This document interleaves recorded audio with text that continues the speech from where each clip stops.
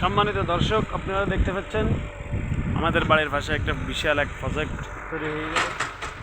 মাছ এখানে চাষ করা হবে।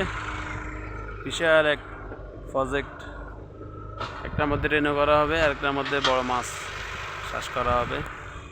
আপনারা দেখছেন আমার পিছনে আমাদের বাড়ি,